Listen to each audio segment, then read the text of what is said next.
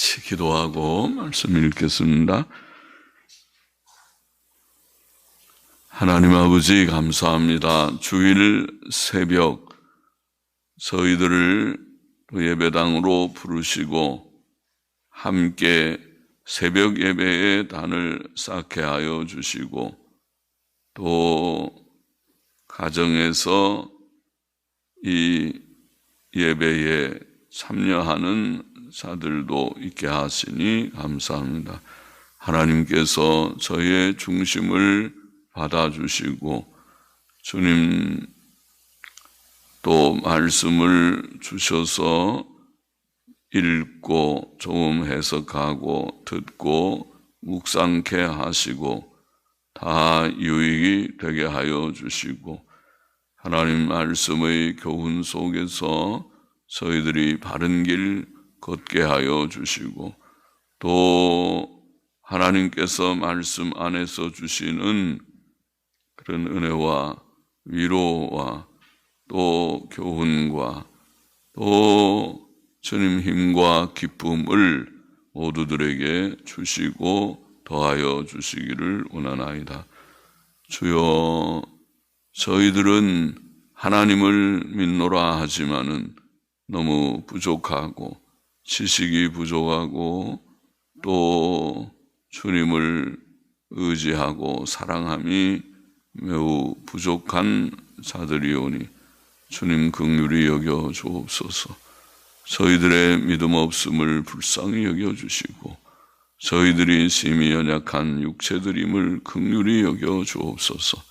하나님이여, 성령의 늘 충만한 감동과 감화를 주소서.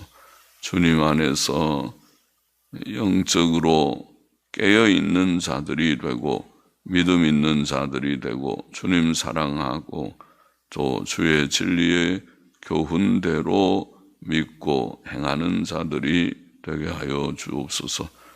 우리에게 처한 모든 현실을 주께 다 의탁하며 나아갈 수 있도록 도와주옵소서. 감사하며 이 미천하고 무익한 종에게 주의 말씀을 조금 해석하며 증거할 힘을 주옵소서. 감사하며 예수님의 이름으로 기도하옵나이다. 아멘. 시편 48편 말씀 같이 보십시다. 시온에서 하나님을 찬송함.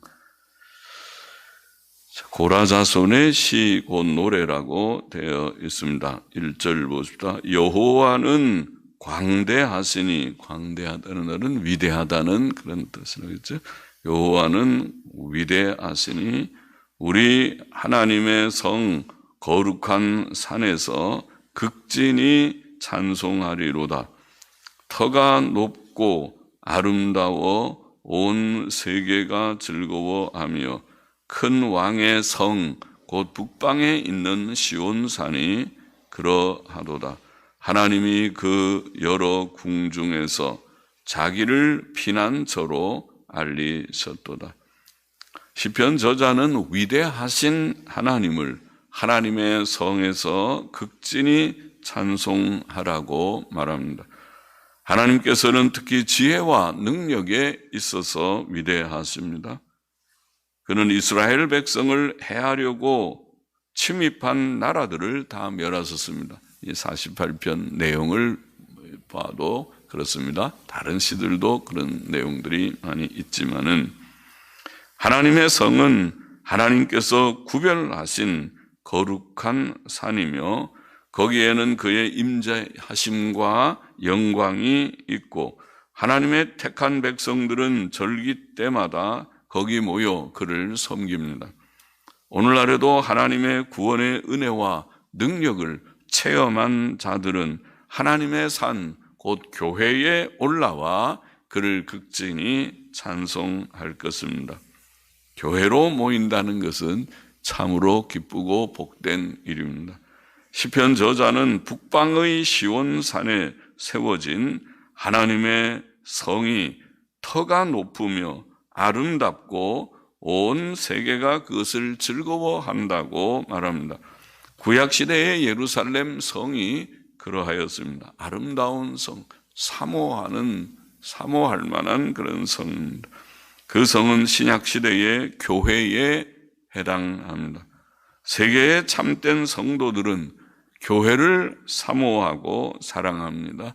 주를 경외하고 은혜 받은 자들마다 교회의 모임, 성도들의 모임인 교회를 사랑하고 사모합니다. 그 성의 영광은 새 예루살렘 성, 곧 천국에서 충만하게 완전하게 나타날 것입니다. 시편 저자는 또 하나님께서 특히 그 성의 여러 궁궐들에서 자신을 피난처로 알리셨다고 말합니다. 견고한 성이나 그 성에 있는 아름다운 집들이 피난처가 되지 못하지만 그 성에 계신 하나님께서는 그들의 피난처, 우리의 피난처가 되십니다. 하나님께서 우리와 함께 하시면 이 세상에서 우리에게 닥친 어떤 어려운 문제들도 문제가 되지 않습니다. 그는 우리의 반석, 우리의 요새, 우리의 방패가 되십니다. 시편 18편에서 읽은 바 같이. 시편 91편 1절 2절은 지존자의 은밀한 곳에 거하는 자는 전능하신 자의 그늘 아래 거하리로다. 우리가 하나님을 피난처로 삼고 하나님하고 지존하신 하나님의 은밀한 곳에 주님께 은밀히 교제하듯이 피신하듯이 주님을 의지하고 또 말씀과 기도의 단을 쌓으며 주님과 교통할 때 그는 전능하신 자의 그늘 아래 거하게 될 것이다. 그렇게 말씀했습니다. 내가 여호와를 가르쳐 말하기를 저는 나의 피난처요 나의 요새요 나의 의뢰하는 하나님이라 하리니, 그런 뜻입니다. 하나님께 피하는 자는, 하나님을 의지하는 자는, 말씀과 기도의 단 쌓기를 힘쓰는 자는 전능하신 하나님이 그의 피난처, 그의 요새가 될 것이다. 4절 보십시다. 이는 열왕이 모여 함께 지났음이요, 지났음이라 함께 지났다는 말은 지나갔음이요, 지나갔음이요. 그렇게 읽으면 더 좋겠습니다. 열왕이 모여 함께 지나갔음이요. 저희가 보고 놀라고 두려워 빨리 갔도다. 갔음이로다. 갔음이로다. 이는 갔음이로다. 그래서 우리가 하나님을 찬송한다는 의미입니다. 거기서 떨림이 저희를 잡으니 고통이 해산하는 여인 같도다. 누가? 열왕들이 그렇게 주께서 동풍으로 다시스의 배를 깨트리시도다. 우리가 들은 대로 만군의 여호와의 성, 우리 하나님의 성에서 보았나니 하나님이 이를 영영히 견고케 하시리로다. 자, 하나님께서 피난처시라고 말한 이유, 하나님을 피난처시라고 말한 이유는 이방의 왕들이 모여 연합군을 이루어 하나님의 백성을 침략하였으나 그 왕들이 다 함께 죽었기 때문입니다. 함께 지나갔다는 말은 다 죽었다. 패배하여 죽었다는 말이죠. 그들은 보고 놀랐고 두려워 빨리 갔으며 패배로 인한 두려움이 그들을 사로잡았고 그들의 고통은 해산하는 여인의 고통 같았고 그들은 다 죽었습니다. 그것은 다 하나님의 하신 일이었습니다. 그는 동풍으로 다시스의 배들을 깨트리셨다. 그렇게 표현합니다. 다시스는 큰 항구 도시였다고 보입니다. 거기는 나는 물론 무역하는 배들도 있었겠지만은 전쟁 상황이라면 전함들이었을 것입니다.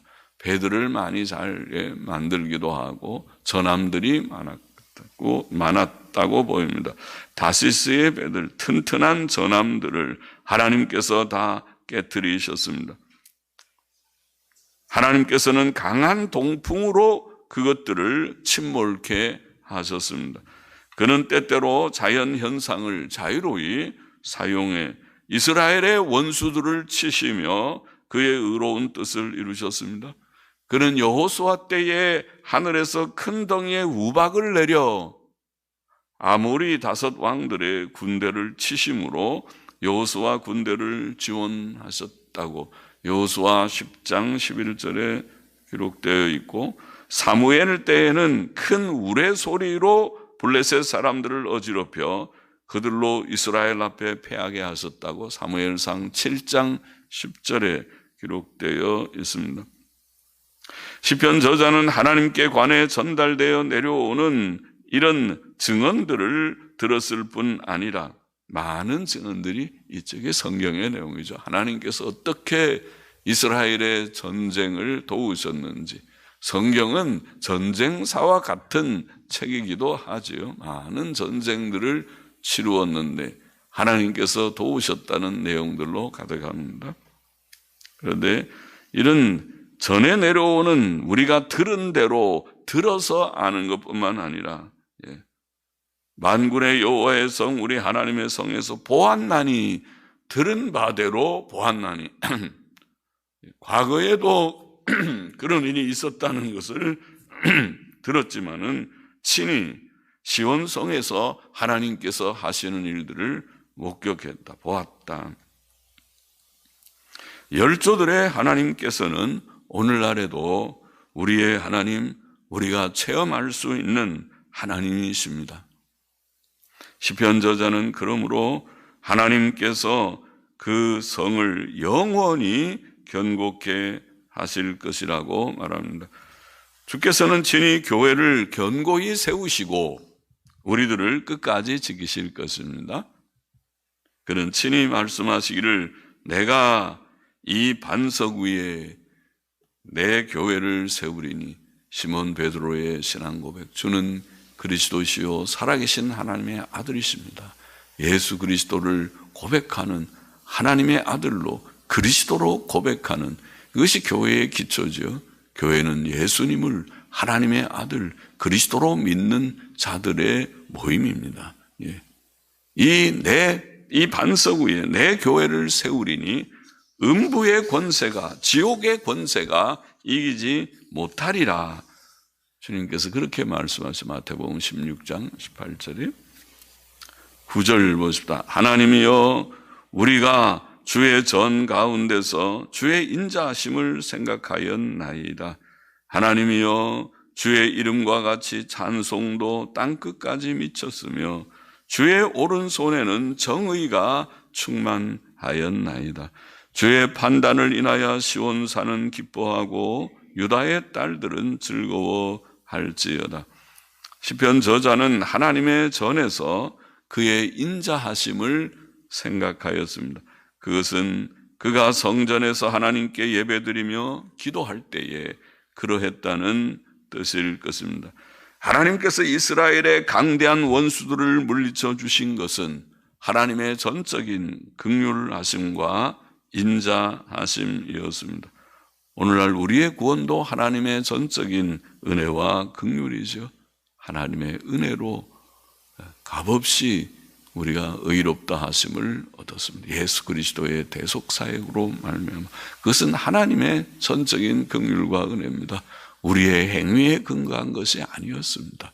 우리의 행위는 늘 부족한 것밖에 없었지만 또 없지만은, 그러나 예수님 때문에, 예수님의 십자가 사역 때문에 우리에게는 다른 이유가 없다. 나의 의는 이것뿐 예수님 피밖에 없다. 예수님 때문에. 시편 저자는 하나님께 그의 이름과 같이 찬송도 땅끝까지 미쳤다고 아뢰입니다. 그의 말은 인자하신 하나님의 이름이, 이 구원, 긍휼로 구원하시는 이 하나님의 이름이 이방 세계까지, 땅끝까지 전파될 것이며 이방인들도 하나님을 찬송하게 되리라는 뜻이라고 보입니다. 과연 이 예언적 말씀대로 오늘날 하나님의 진리가 온 세계에 전파되었고 각 나라, 각 족속에서 믿는 수많은 사람들이 하나님을 찬송하게 되었습니다. 우리도 그 가운데 있어서 오늘 새벽에도 43장 찬송을 우리가 불렀습니다만, 또 시편 저자는 하나님께 하나님의 오른손에 정의가 충만하였다고 고백합니다. 오른손에는 정의가 충만하였다. 하나님께서는 능력의 오른손으로 그 공의를 행하십니다. 그는 자기를 거슬러 악을 행하는 자들을 공의로 심판하시고 징벌하십니다. 개인이든지 국가든지 하나님 앞에 올바르게 행하지 않는 자들을 하나님께서는 징벌하시는 하나님, 그렇죠? 그것이 하나님의 섭리의 역사고 세계의 역사이기도 합니다. 세계의 역사는 하나님의 심판의 역사이기도 합니다. 악한 제국들을 하나님께서는 징벌을 하셨습니다. 한때 온 세계를 제압하는 그런 악의 거대한 세력들을 하나님께서는 오래가게 하지 않으셨습니다. 그것이 역사지요. 하나님께서는 의로운 재판장이십니다. 시편 저자는 하나님의 의로우신 판단을 인해 시온산이 기뻐하고 유다의 딸들이 즐거워하라고 말합니다. 하나님께서 공의의 판단으로 불의한 자들을 징벌하시기 때문에 성도들은 비록 세상에서 악인들로 인해 때때로 환난과 핍박, 슬픔과 고통을 당하지만 하나님의 공의의 심판과 징벌로 인해 기뻐하고 즐거워하게 될 것입니다. 12절 보십시다. 너희는 시온을 편답하고, 편답이라는 말 많이 안 쓰죠. 시온을 그냥 거닐고, 시온을 다 두루 살피면서 거닐을, 시온을 거닐고 그것을 순행하며, 쭉 돌아본다는 말이죠. 시온을 편답하고 그것을 순행하며, 시온을 거닐고 예루살렘 성을 쭉 거닐고 그것을 순행하며 그 망대들을 계수하라. 예루살렘 성에는 망대들이 다 있죠. 바깥에 적군이 쳐들어오는 것을 막기 위해서 망대들을 많이 쭉 주위에 세워놨겠죠. 망대들을 계수하라. 그 성벽을 자세히 보고 그 궁전을 살펴서 후대에 전하라. 후대에 전하라. 이는 이 하나님은 영영이 우리 하나님이시니 우리를 죽을 때까지 인도하시리로다. 인도하실 것이미로다. 무슨 뜻입니까? 시편 저자는 유다의 딸들이 즉 하나님의 백성인 이스라엘 백성들이 시온을 거닐고 그것을 돌고 그 망대들의 수를 세고 그 성벽을 자세히 보고 그 궁전을 살피라고 말합니다. 시온 성을 두루 거닐며 돌아보고 그 망대와 성벽을 자세히 살피라는 것은 시온 성이 이상이 없다는 것, 지금 문맥을 보면 하나님께서 보호해 주셔서 이방 나라들의 침략이 있지만 다 하나님께서 물리쳐 주시고 그들을 다 죽게 하셨기 때문에 하나님이 보호하신 것이죠. 그래서 시온성에 이상이 없다. 하나님께서 그것을 보호하셨고 그들의 피난처가 되셨고 그들을 구원하셨다는 것을 확인하라는 것입니다. 이상이 없습니다. 전쟁하고 나면 동부전선 이상 없습니다. 서부전선에 이상이 없습니다. 말하듯이 이상이 없다. 하나님께서 하나님의 교회에 이상이 없다. 하나님의 교회를 지키시고 보호하셨다. 또 하나님께서 시온을 보호하시고 구원하신 사실을 후대에 전하라. 후대에 전하라. 그 궁전을 살펴서 후대에 전하라. 그러니까 우리가 그것을 확인하고 하나님 감사합니다. 하나님께서 이만큼 우리나라를 우리 교회를 지켜주셨습니다. 이런 얘기뿐 아니라 그것을 후대에 전하라. 자녀들에게 교훈하라는 말씀입니다.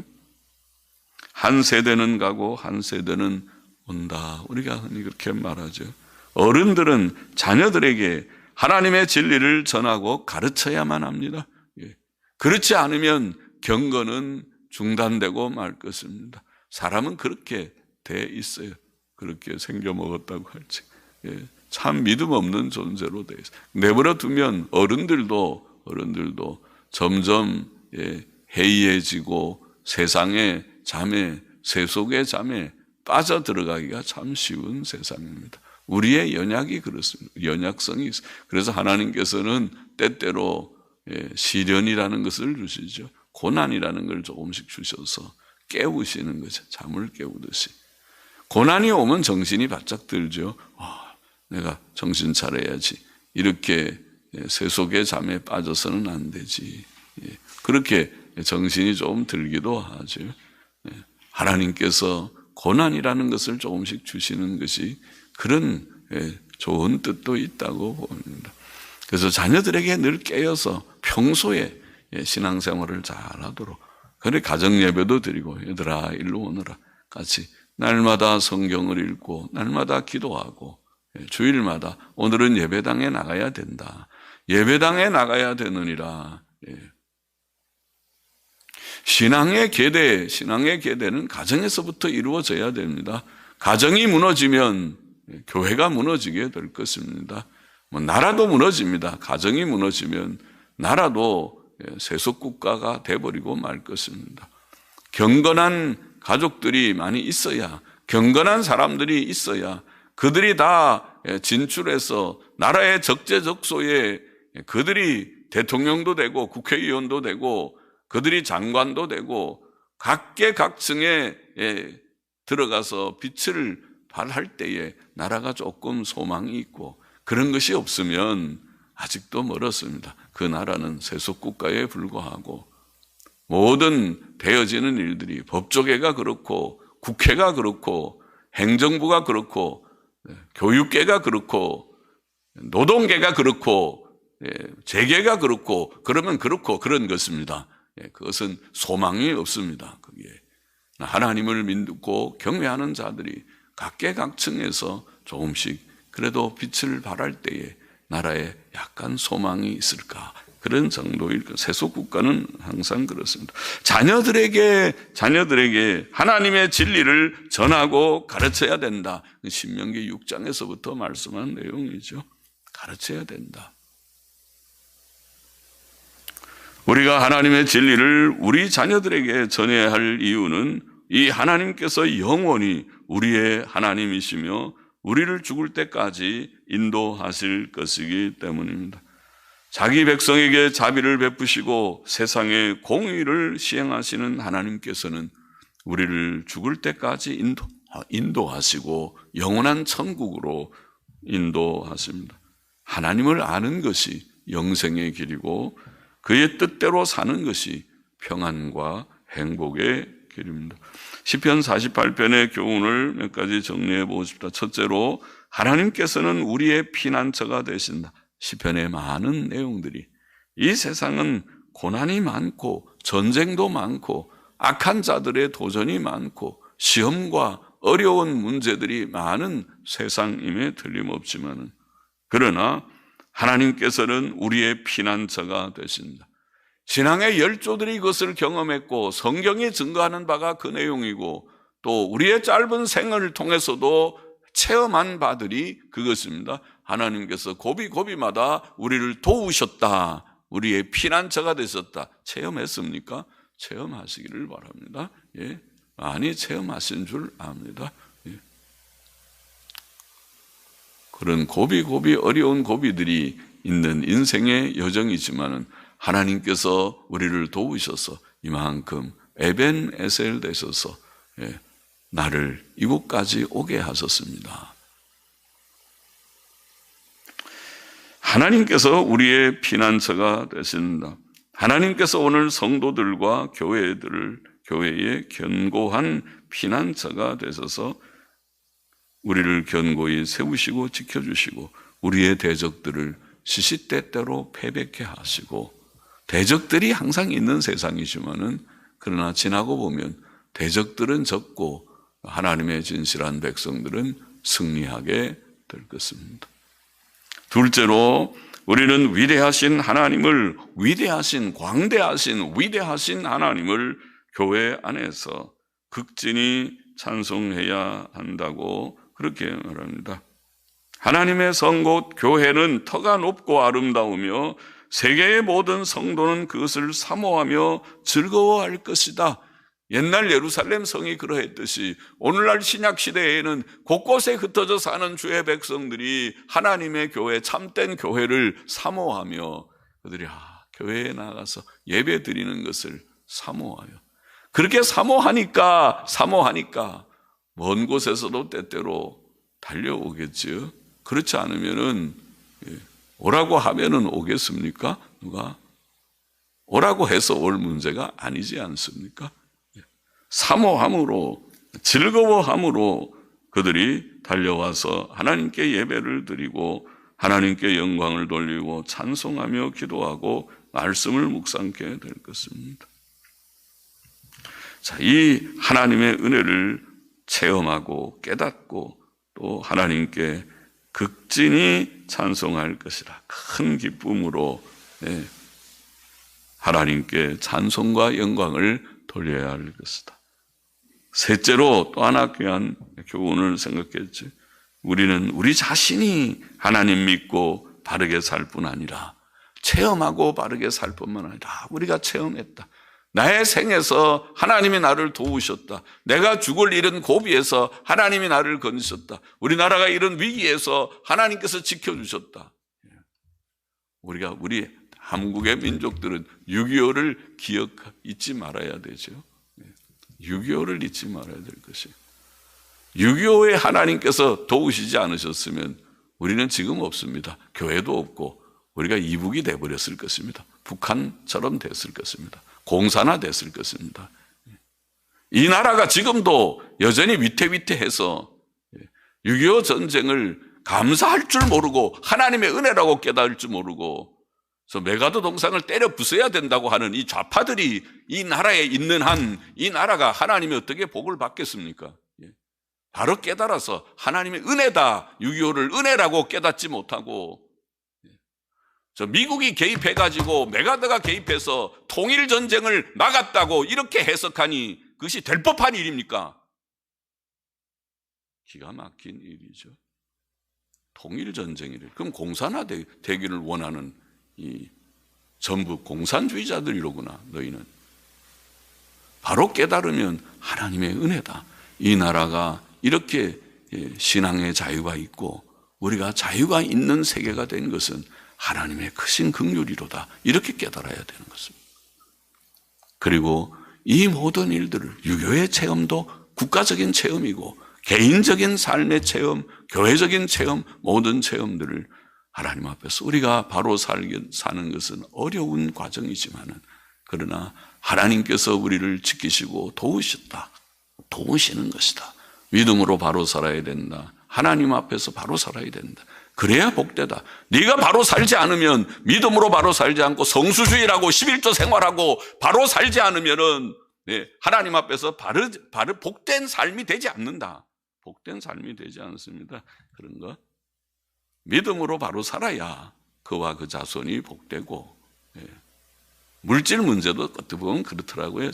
제 경험은 제가 헌금 설교 많이 안 하지만은 사람들이 그것이 걸림이 될까봐 많이 하진 않지만은 그러나 가만히 보면 아이고 11조 생활 잘 안 하는 사람들이 물질 생활에 복되지 못하다. 그런 것은 많이 여러분도 많이 체험하실 것이 보고 아이고 저분들은 저 물질 생활에 저렇게 고생을 하는구나. 헌금 제대로 하지 않을 때에 그런 어려움이 많을 때인데 왜 깨닫지를 못할고 그런 생각을 할 때도 많습니다. 여하튼 믿음으로 바로 살라고 가르쳐야 돼요. 또 바로 가르치는 사람들은 어릴 때부터 작은 데서부터 그들이 성수주의라고 11조 생활은 기본이고 믿음으로 바로 살아보려고 말씀과 기도로 살아가는 그런 생활들을 할 것이고 그럴 때에 그들이 복되다. 부모 세대만 믿음으로 사는 것이 아니라 자녀 세대들의 믿음을 계승하는 그런 모두들이 되어야 할 것입니다. 기도하십시다. 하나님 아버지, 하나님을 피난처로 삼고 또 체험할 때에 하나님께 찬송과 영광을 돌리고 교회를 사모하고 사랑하고 하나님께 큰 찬송과 영광을 돌리게 하여 주시고, 또 우리만 그런 체험을 하고 영광을 돌릴 뿐 아니라 우리의 자녀들에게 이 믿음, 이 신앙을 계대하고 계승하는 그런 은혜를 우리 모두들에게 주셔서 믿음으로 살고, 이 악하고 패역하고 음란한 세대 가운데서도 우리가 믿음으로 바로 살고 우리와 우리 자손들이 복을 받게 하여 주시기를 소원하며, 부모가 부모로서의 책임을 다할 수 있는 부모들이 되게 하여 주시기를 소원하며, 감사하며 또 헌금하는 심령도 받으시를 원하며 예수 그리스도의 이름으로 기도하옵나이다. 아멘. 아멘.